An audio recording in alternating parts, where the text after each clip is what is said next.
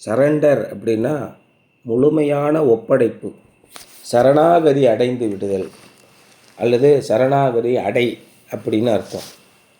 Offer your body as living sacrifices, உயிருள்ள பலிகடாவாக உங்களுடைய உடல்களை இறைவனுக்கு ஒப்படைத்து விடுங்கள்.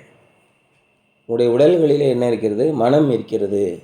அந்த மனம் தூய்மையாக இருக்க கடவுது அப்படின்னு சொல்கிறார். மனதினாலே தான் பல பேர் சீரழிகிறார்கள், பல பேர் தங்களுடைய உடல்களை சீரழித்துக் கொள்கிறார்கள்.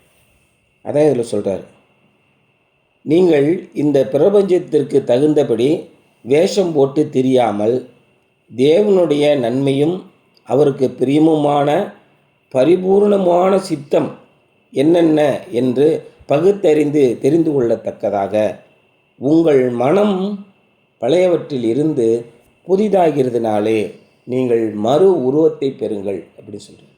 நம்முடைய மனம் எப்பொழுது புதிதாக மாறுகிறதோ அப்பொழுது நம்முடைய உடலும் புதிதாக மாறுகிறது அப்படின்னு சொல்கிறார். த மைண்ட் கண்ட்ரோல்ஸ் த பாடி. நம்முடைய உடல் தான் நம்முடைய உடலை, நம்முடைய மனம்தான் நம்முடைய உடலை மாற்றுகிறது. ஒருத்தவங்க ரொம்ப சோர்ந்து போய் மன வேதனையிலே இருக்காங்கன்னு வச்சுக்கோவேன், ஒரு 3 ஆண்டுகளில் பார்த்திங்கன்னா ஒன்றும் இல்லாமல் அப்படியே காச நோய் பிடிச்சவங்க மாதிரி ஆகிடுவாங்க.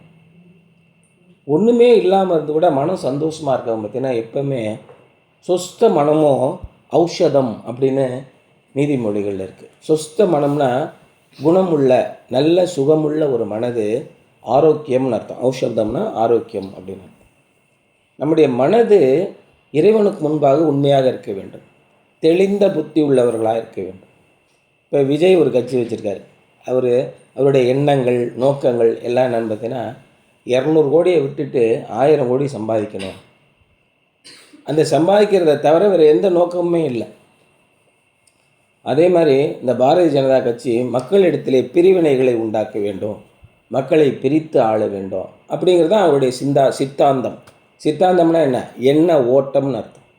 அவருடைய எண்ண ஓட்டம் எல்லாம் மற்றவர்களை அழித்து ஒழிக்க வேண்டும், அதற்காக எந்த எல்லைக்கும் போவேன் அப்படிங்கிறது அவருடைய கொள்கை கோட்பாடு.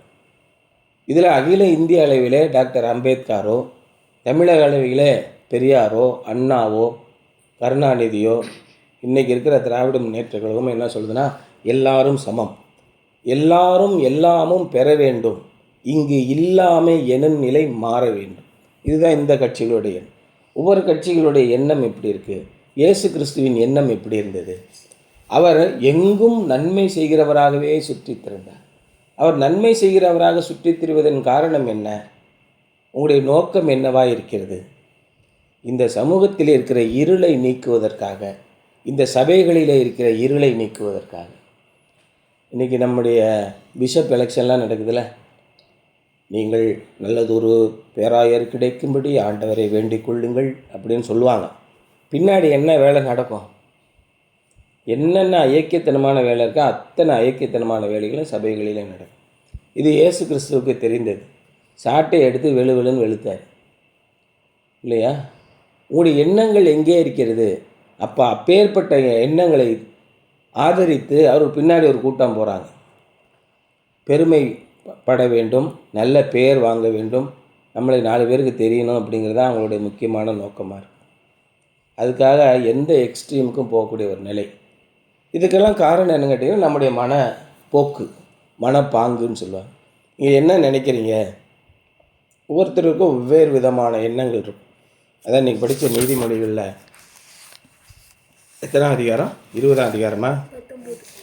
அதில் மனுஷனுடைய எண்ணங்கள் அநேகமாக இருக்கும். கடைசியில் யாரோட எண்ணம் நிலைக்கும்? அதை பாருங்கள், ரொம்ப ஆச்சரியமாக இருக்கும். மனுஷனுடைய இருதயத்தின் எண்ணங்கள் அநேகம். 21ஆம் வசனம் பாருங்கள். ஆனாலும் கர்த்தருடைய யோசனையே நிலை நிற்கும். இவன் என்ன தான் போர் போட்டாலும், என்ன தான் பெரிய அடிச்சுக்கிட்டு இருந்தாலும் வெளித்தோற்றம் அப்படியே தெரியும். முடிவில் பார்த்தீங்கன்னா ராஜ்யமும் வல்லமையும் மகிமையும் அவருடையது. இறைவனுடைய செயல் மட்டும்தான் அங்கே நிற்கும். நீங்கள் பார்த்தீங்கன்னா தெரியும், இறைவனுக்கு விரோதமாக யாரெல்லாம் செயல்பட்டார்களோ அவன் எப்பேற்பட்ட உயர் பதவியில் இருந்தாலும் வீணாக போயிடுவான்.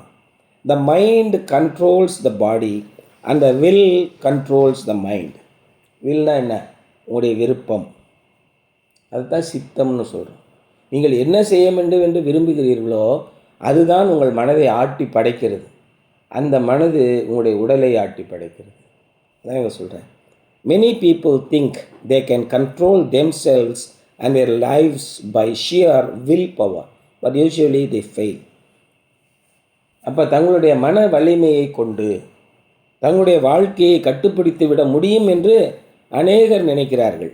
ஆனால் முடிவிலே தோற்று போகிறார்கள். இதுக்கு நீங்கள் ஒரு உதாரணத்தை சொல்ல முடியுமா?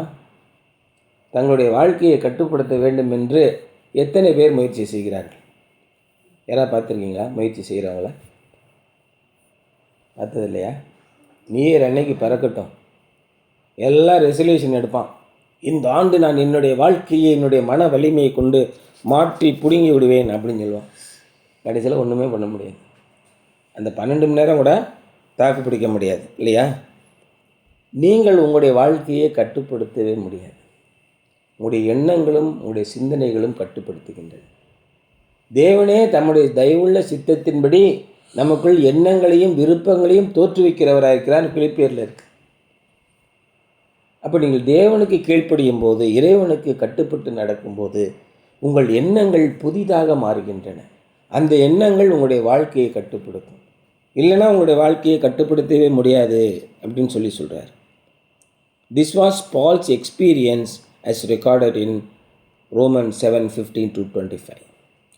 It is only when we yield the will to God that His power can take over and give us the will power and the want power, that we need to be victorious Christians. நீங்கள் முற்றிலுமாக உங்களை இயேசு கிறிஸ்துவுக்கு சரணாகதியாக ஒப்படைக்கும் போது மட்டும்தான் இறைவனுடைய செயல்பாடு உங்களுடைய வாழ்க்கையில் இருக்கும். அப்பொழுது தான் உங்களுடைய வாழ்க்கையை நீங்கள் கட்டுப்படுத்த முடியும். நம்முடைய நோக்கமும் சிந்தனையும் ஒரு குறிப்பிட்ட காரியத்தை நிறைவேற்ற வேண்டும் என்று வெறிப்பட்டு இல்லாமல் இறைவனுடைய சித்தம் என்ன, இறைவனுக்கு பிடித்தமான வாழ்க்கை எது என்று நாம் பார்க்கும்போது நாம் வெற்றியுள்ளவர்களாக மாறுகிறோம், வெற்றியுள்ள கிறிஸ்தவர்களாக மாறுகிறோம். We surrender our will to God through prayer. ஜெபத்தின் மூலமாக, ஆண்டவரே என்னுடைய சித்தம் அல்ல உம்முடைய சித்தமே செய்யப்பட கடவுது அப்படின்னு நாம் இறைவனிடத்திலே சரணாகதியாக பணிந்து அவரிடத்திலே ஒப்படைக்கிறோம். We pray with the Lord Jesus, not my will but yours be done. ஆண்டவரே என் சித்தம் அல்ல உம்முடைய சித்தமே, உமக்கு பிரியமானதே என்னுடைய வாழ்க்கையிலே செய்யட்டும், எனக்கு பிரியமானவே என்னுடைய வாழ்க்கையிலே எதுவும் நடக்க வேண்டாம், உமக்கு பிரியமானதே நடக்கட்டும் என்று நாம் ஒப்புக் கொடுக்கிறோம். We must pray about everything and let God have His way in everything. நாம் எல்லாவற்றுக்காக ஜெபிக்க வேண்டும். ஆண்டவரே இப்படி போர் நடக்குது, எங்களுக்கு பயமாக இருக்குது, என்னமாய் முடியும்னு தெரியல, ஆனாலும் எங்களால் முடியாத ஆண்டவரே உம்முடைக்கு உமக்கு பிரியமானதை நீ நடப்பையும், உமக்கு பிரியமானால் எங்களுக்கு பாதுகாப்பை தாங்க. இப்படி தான் நாம் ஜெபிக்க வேண்டும் இல்லையா? அதான் சொல்கிறேன். For many years I have tried to begin each day by surrendering my body to the Lord. Then I spend time with His Word and let Him transform my mind and prepare my thinking for that new day. அநேக ஆண்டுகளாக இப்பொழுது நான் என் உடலை இறைவனுக்கு சரணாகதியாக அவருடைய சமூகத்திலே முழங்கால் பிடித்து விழுந்து ஒப்படைக்க நான் முயற்சி செய்து கொண்டே வருகிறேன். அப்பொழுது நான் அவருடைய வார்த்தையை தியானிப்பேன். அவர் என்னை உருமாற்றட்டும், எனது மனதை மாற்றட்டும், அந்த நாளுக்கு எனது மனதை அவர் தயார்படுத்தட்டும் என்று அவருடைய சமூகத்திலே நான் ஒப்படைத்து வருகிறேன். Then I pray and yield the plans of the day to Him and let Him work as He sees best. இன்றைக்கி நான் என்னென்னலாம் செய்ய போகிறேனோ ஆண்டவரே இதையெல்லாம் உடைய சமூகத்திலே கொடுத்து விடுகிறேன். உமக்கு பிடிச்சபடி இந்த காரியத்தை நீ செய்யும். அதை செய்யவோ செய்யாமல் இருக்கவோ அது உம்முடைய சித்தம்.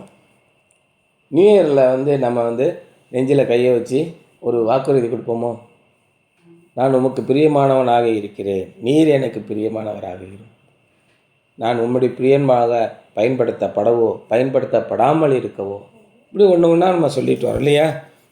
ஆகவே அதோட மொத்த சாராம்சம் என்னென்னா, எனக்கு பிடிச்சபடி என்னுடைய வாழ்க்கை வேண்டாம், உமக்கு பிடிச்சபடி என்னுடைய வாழ்க்கையில காரியங்கள் நடந்தேறட்டும் அப்படின்னு நான் ஒப்பு கொடுக்குறேன் அப்படின்னு சொல்கிறார். Then I pray and yield the plans of the day to Him and let Him work as He sees best.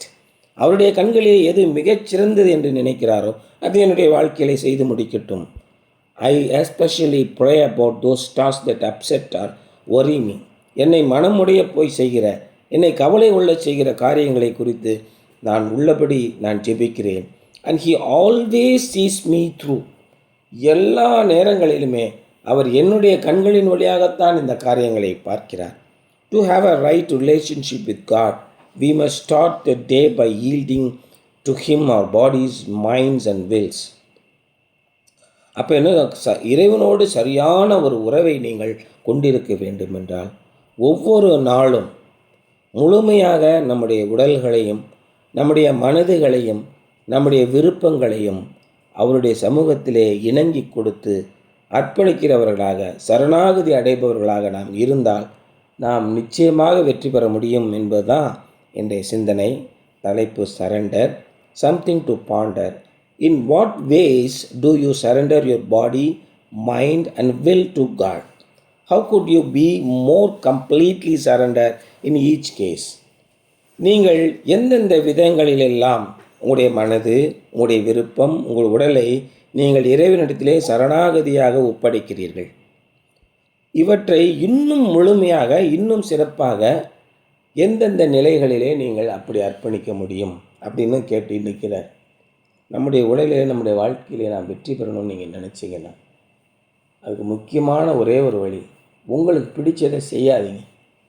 உங்களுக்கு பிடிச்சதை அவர்கிட்ட சொல்லுங்கள். ஆண்டவரே, எனக்கு பிடிக்கிற மாதிரி இருக்குது, இதில் ஆபத்து எதுவும் பின்னாடி இருக்கா, ஆபத்து இல்லையா? இந்த சப்பாத்தி கல்லின்னு ஒன்று இருக்கும், பார்த்துருக்கீங்களா? சப்பாத்தி கல்லி பார்த்தது இல்லையா? நாங்கள் போகிற இடத்துல பூரா சப்பாத்தி கல்லி இருக்கும். கிராமங்களில் நாங்கள் இருக்கும்போது இப்படி சப்பாத்தி மாதிரி இருக்கும். அதுக்கு மேலே இன்னொரு சப்பாத்தி, இன்னொரு சப்பாத்தி, சப்பாத்தியாக இருக்கும். சப்பாத்தி கல்லியை நீங்கள் பார்த்து இல்லையா?